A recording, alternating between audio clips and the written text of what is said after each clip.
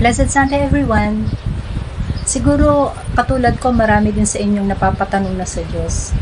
Bakit nga ba ang unfair na nangyayari dito sa mundo? Marami ng masasama at sila pa yung magaganda ang buhay.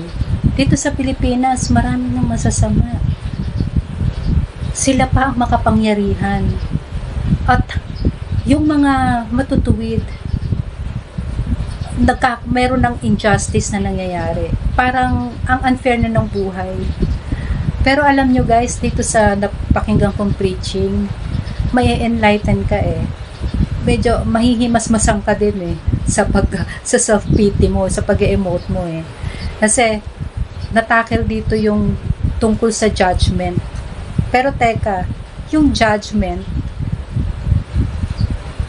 kung tutuusin, matatakot ka dito eh sa word itself na judgment, pero hindi pala ito dapat katakutan kasi dito ginawa ito para may hope ka, magkaroon ka ng hope sa Panginoon sa pagdating niya at magkaroon ka ng joyful anticipation sa mga promises niya.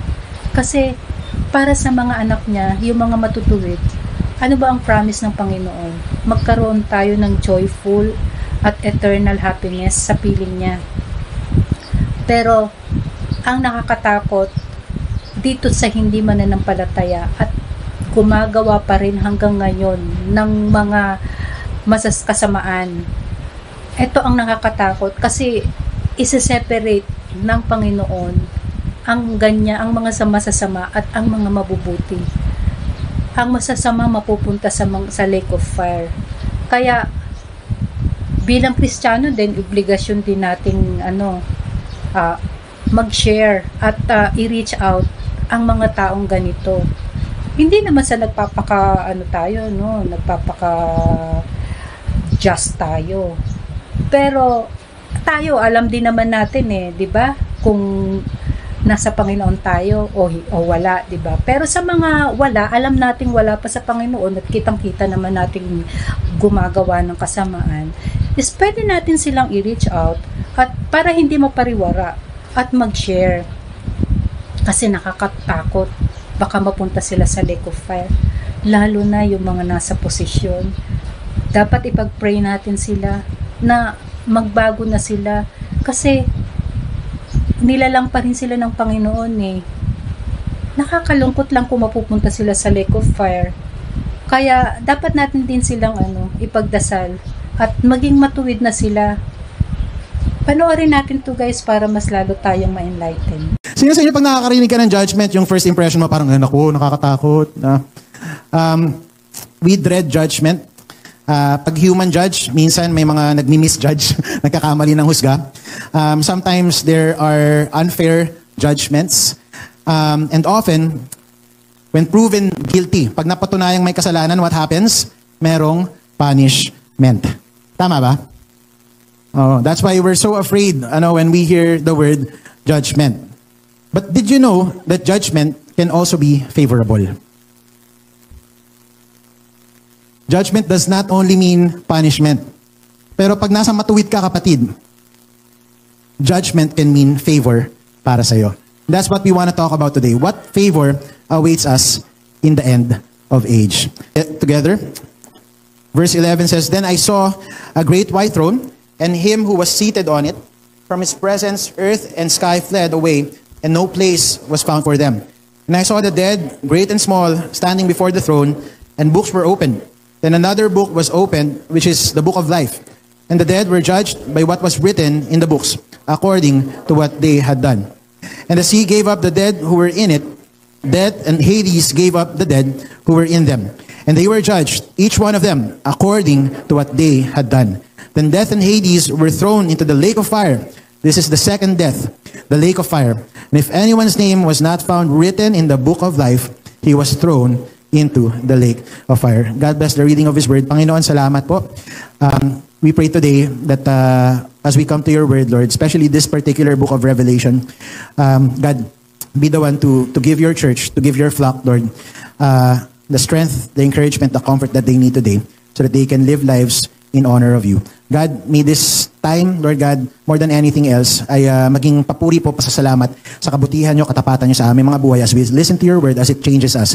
In Jesus' name, amen and amen. You may take your seat. So, the judgment that we talk about today has, I believe, three prominent images. Firstly, we have the books, yung mga aklat na nabanggit.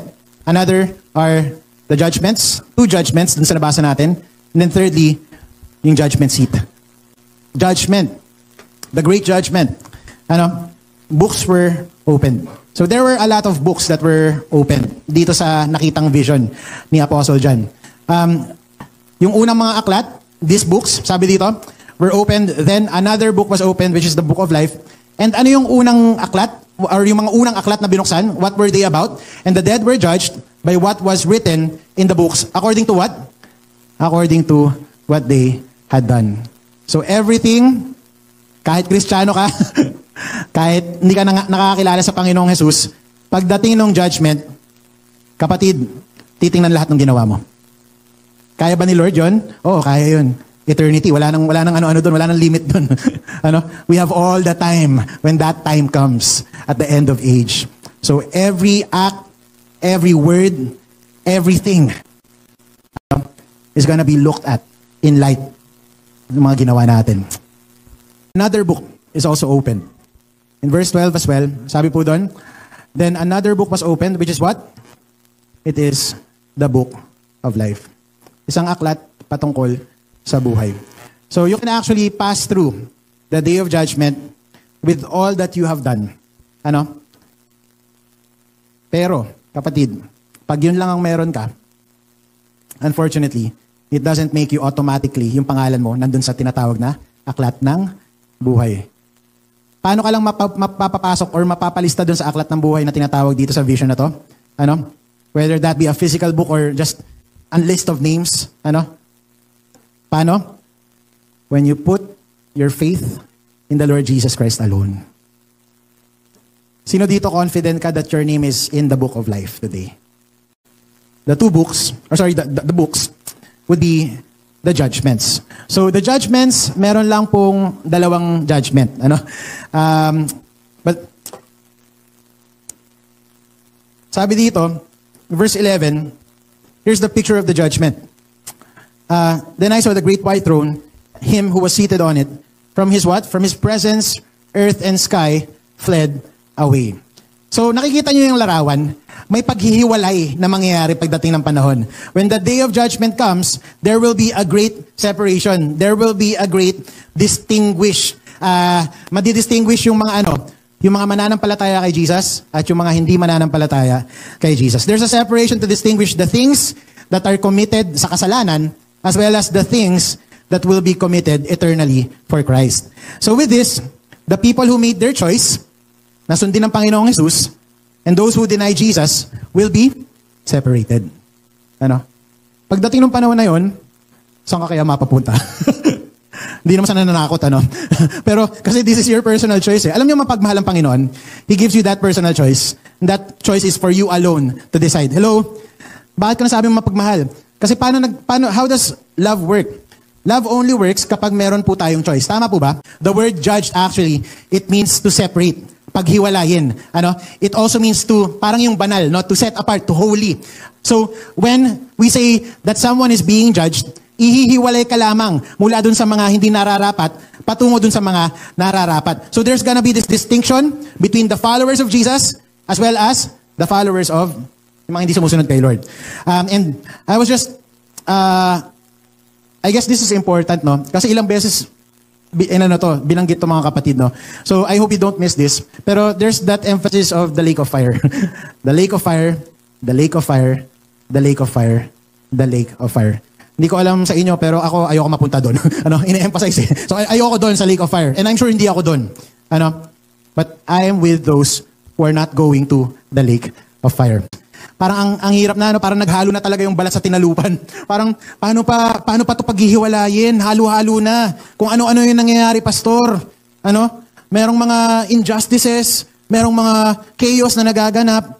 Pero here's what the Word of God tells us. Psalm 92 verse 7 says, though the wicked sprout like grass and all evil doers flourish. Kahit na daw yung mga gumagawa ng masama today, hindi kumikilala sa Panginoon, kahit na talagang namamasa sila, kahit talagang parang sila pa yung nangunguna sa mundo natin, mga kapatid, here's the encouragement that there will be, sabi dito, they are doomed to destruction forever. There will come a time na lahat nangyayari ngayon will be given justice. Hello? Maaaring makaligtas po tayo sa hukuman ng tao, pero when it comes dun sa hukuman ng Panginoon, wala pong ligtas. Tanging kaligtasan lamang, at ito po ang dapat na talaga nating ibahagi. Maliligtas ka lamang kahit ano pang ginawa mo. Talaga ba, Pastor? Kahit ano pang ginawa? Oo. Paano? Kapag pinagkatiwala mo yung buhay mo sa Panginoong Jesus. That is the only way. Psalm 92 verse 13 to 14 says, the righteous flourish like palm trees in the courts of God, bearing fruit to old age. Kahit sa pagtandaan nila, they bear fruit, ever full of sap and green. Para saan? To declare that the Lord is upright. Rewards. Can everyone say rewards? When the judgment comes, there are rewards para dun sa mga makakatanggap ng pabor ng Panginoong Jesus. For those who lived a disciplined life, ito yung pangako, that there will be an incorruptible crown na ipagkakaloob po sa atin. And then for those who wait patiently for Jesus, there will be this crown of righteousness. For those who are faithfully using yung mga gifts natin to serve the kingdom of the Lord, there will be a time that you will be crowned with the crown of glory. And then for those who are, excited to evangelize, sino ka dito excited ka mag-share ng gospel, mag one-to-one, did you know that as you do that, there is also a reward waiting for you when the judgment comes. And what is that? The crown of rejoicing. And then fifth would be the crown of life, which talks about those people who persevered and loved. Para saan to, Pastor? Para saan to mga crowns na to? Hindi pa ba enough na ligtas ako? Hindi pa ba enough na okay naman ako, masaya na ako pagdating doon kasi may na ako, kumbaga may favor na nga eh. So okay na. But you know what? These crowns are important kasi may gagawin tayo with these crowns. And just to paint a picture of what's gonna happen dito sa mga koronang ipagkakaloob sa atin, in Revelation 4 verse 10, if you go back, sabi dito, the 24 elders fall down before him who is seated on the throne and what? Worship him who lives forever and ever. Anong ginawa nila? They cast their crowns before age, and I'm about to end, would be the judgment seat. Pero, the judgment seat is not as important without the judge himself. So, walang kwenta yung great white throne unless merong isang hari na nakapupo doon. And it says in verse 11, Revelation 20, then I saw a great white throne, and what? And him who was seated on it. See, it wasn't just about the throne. Although ito yung pamagat ng serye natin, pero we're not really talking about the throne itself. Pero we want to talk about and we want to show you who is seated on that great white throne. And it is none other than our Lord Jesus Christ. What favor do we have in the end of age? It is the judge himself. And sino po yung sino yung judge natin? The judge is none other than Jesus, I said. And who is Jesus? Firstly, Jesus is in control. Mamang you're happy na si Lord yung nakaupo sa great white throne. Hindi ako. Hindi tayo. But it is God, Jesus, seated on the great white throne. Malulungkot ako nun pagdating ng araw. Si Kenneth pala yung nakaupo doon, di ba? Ayan. Parang magulat ka pagdating ng araw kung sino-sino lang yung nakaupo doon, no? Pero among you are thankful and confident that Jesus is the one sitting on the throne. Since He is the one sitting on the throne, pwede natin yung harapin yung buhay ng merong kapanatagan at kapayapaan. Bakit?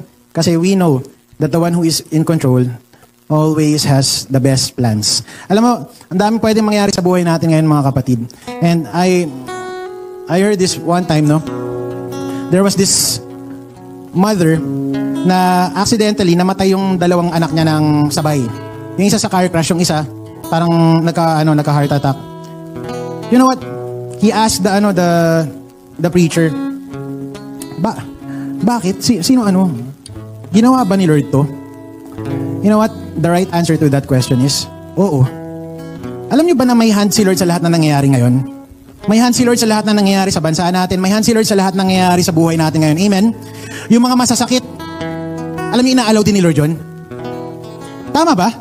Why? Because God is sovereign. Pero alam niyo, beyond the pain, beyond the death, who is in control? It is God. And this is our comfort, mga kapatid, pag alam natin na si Lord yung may control. Alam natin that He will always have a good and loving plan para sa bawat isa sa atin. Amen? So no matter what happens to you today, no matter what hopelessness you experience today, mawalan ka ng trabaho, mamatayan ka man ng mahal sa buhay, let me tell you this, Jesus always has a plan for it. He is in control. He is sovereign. And kaya niyang idiretso yung mga bagay na baluktot sa buhay natin. Whether ginawa mo yon or hindi mo ginawa. Because He is sovereign. Also, Jesus is honorable. That's why we should also honor the judge. Amen? We should live our lives kasi alam natin, honorable yung magja-judge sa atin. He will judge the living and the dead. He will judge the righteous with favor and the unrighteous to the lake of fire. So what do? We honor God with everything. And thirdly, Jesus is also accountable. Yung nakaupo po sa trono, He is accountable. Accountable siya sa bawat. Sabi nga sa kanta every breath you take, every move you make, every bond you break, every step you take, God is watching you. Kaya, be ready sa judgment. Habang may time pa, magbago-bago na. Thank you for watching.